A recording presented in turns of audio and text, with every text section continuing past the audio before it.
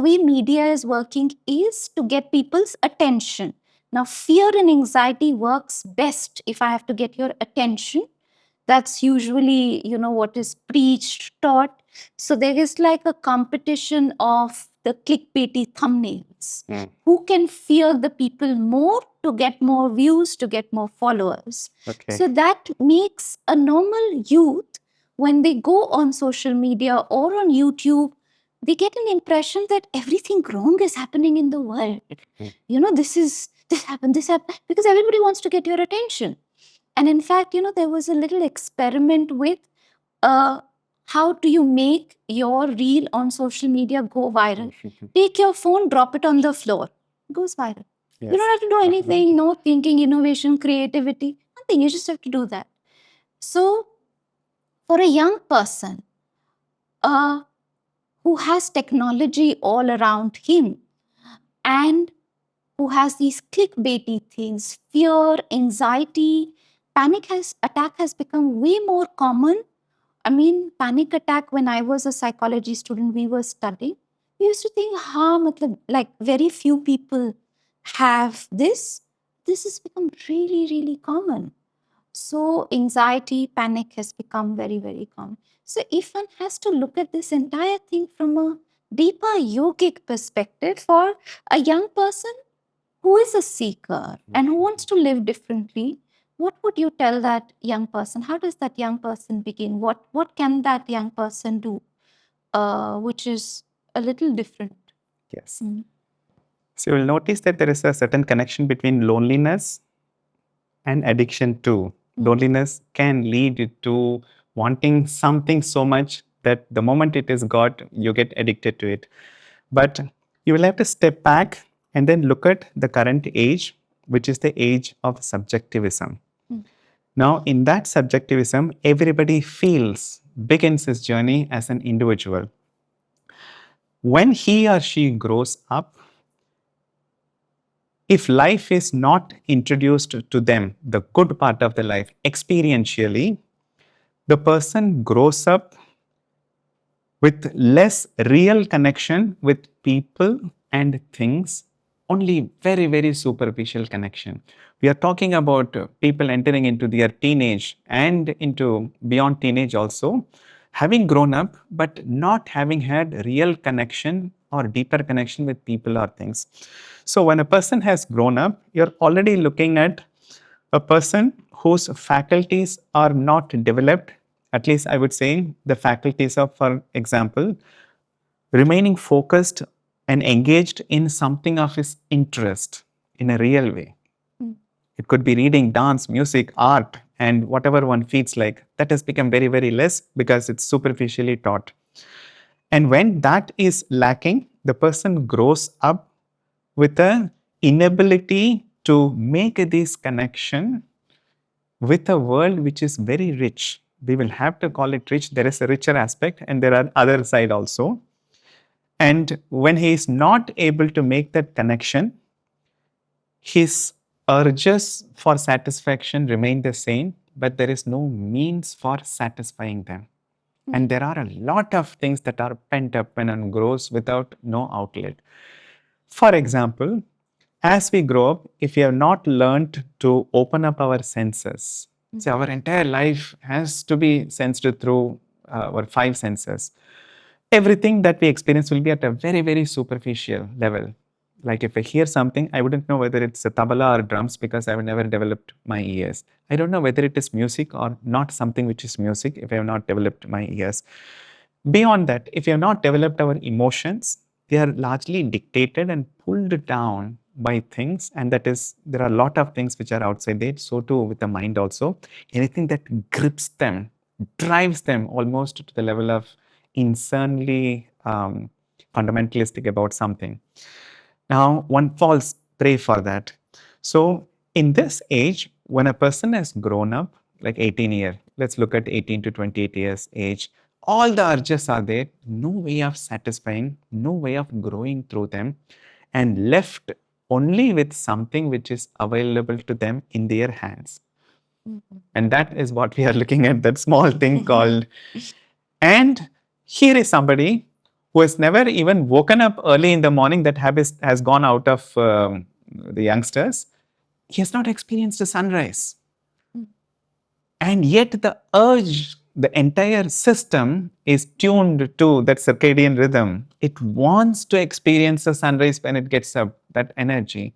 When it is not available, you put a sunrise video in your mobile phone, you go through it hundreds of time and convince yourself that, oh, and that is a very mediocre way of experiencing the world.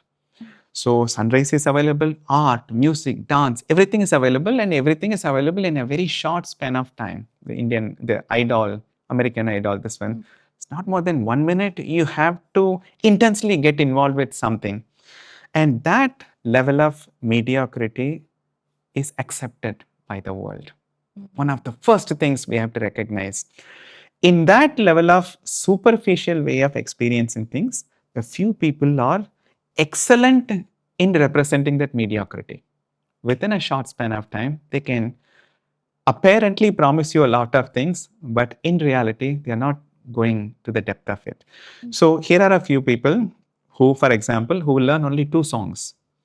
And only 2 songs, nothing of the music in its entirety or even the foundation of music. Practice it so well with the idea of performing. They can perform, and within a 3 minutes, there is an entire audience who is taken up by what a wonderful musical performance, without laying the fundamental things which will help you to experience music in its true depth and also in its true totality.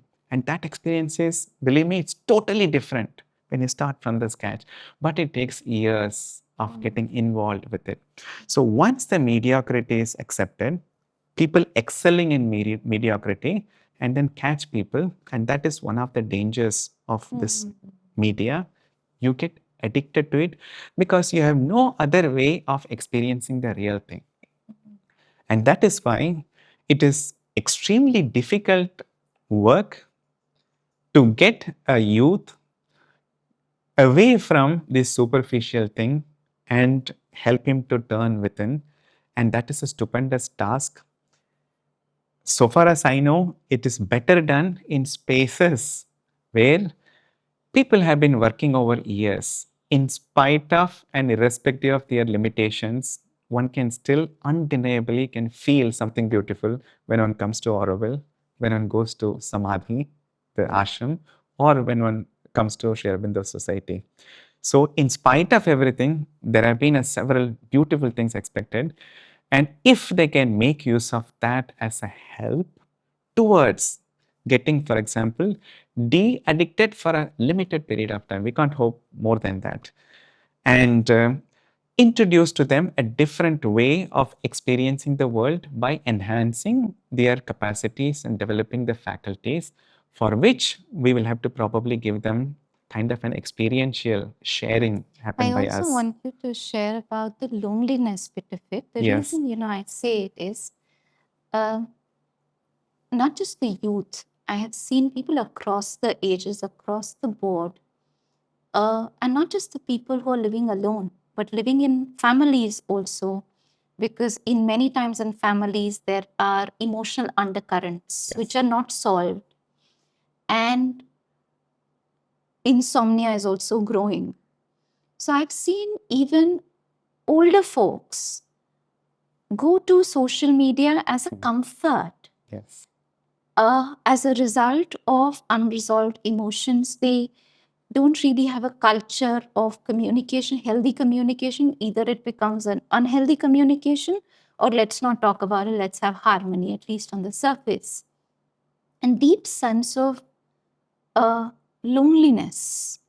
And that all energy is channelized into getting some sense of emotional comfort.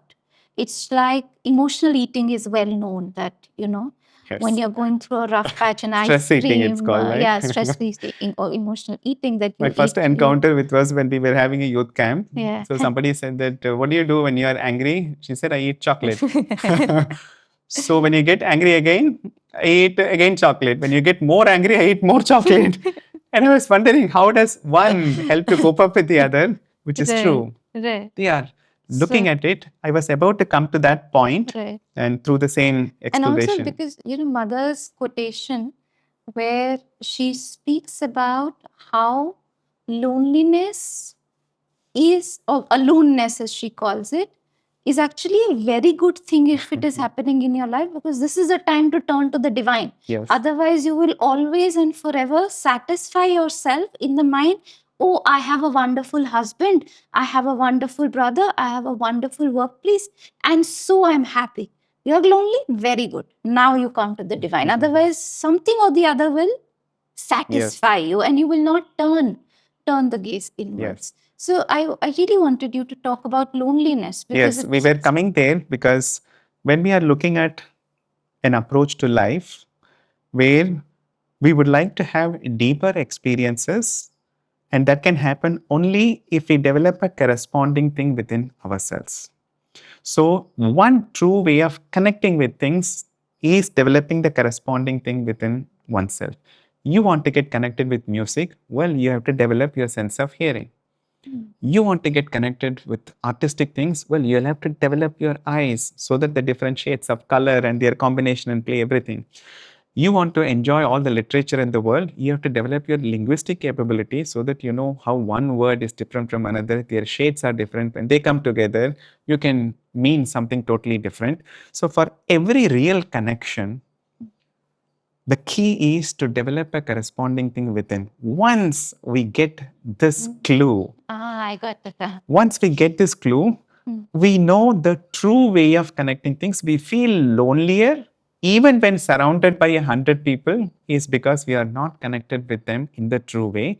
The superficial connection leads more to more and more disharmony, making us feel the loneliness more acutely. And every effort that we we make outwardly patches up things for a little bit of time until something from within comes up, and then we fall in disharmony. And once we pick up the clue, what we are looking at is a fantastic way of approaching things. That once we develop the things from within, here is something which is capable of putting us in touch with all the beautiful things around us, because however bad things and people may look on the outside, deep within them, there is something beautiful. Only thing, people are so good at hiding that we don't get to experience it.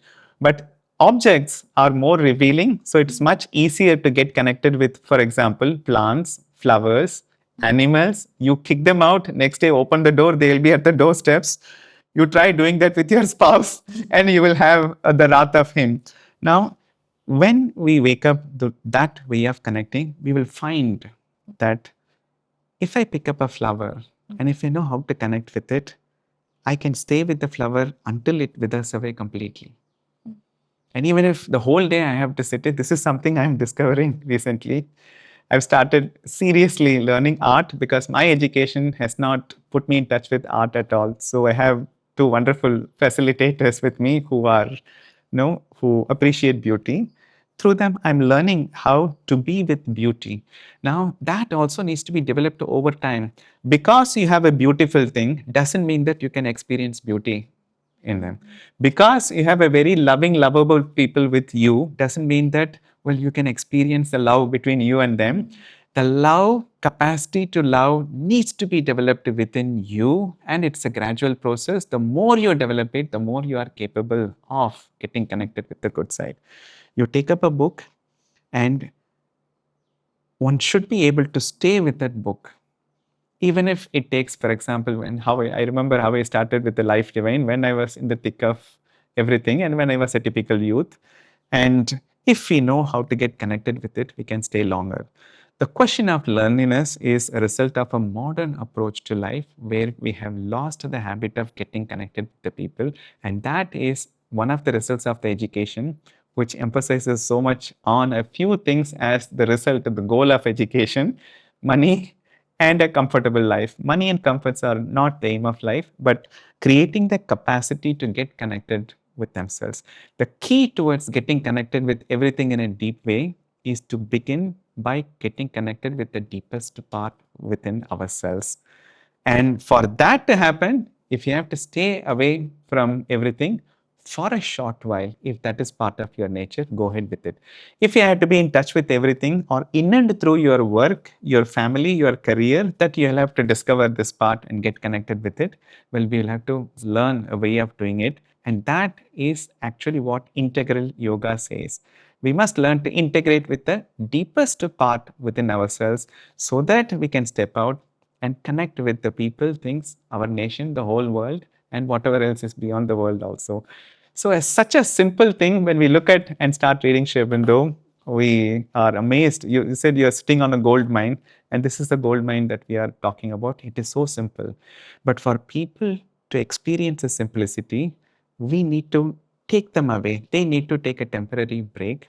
And that break is very, very essential and make use of it for developing the deeper connection. And then we will never ever feel lonely.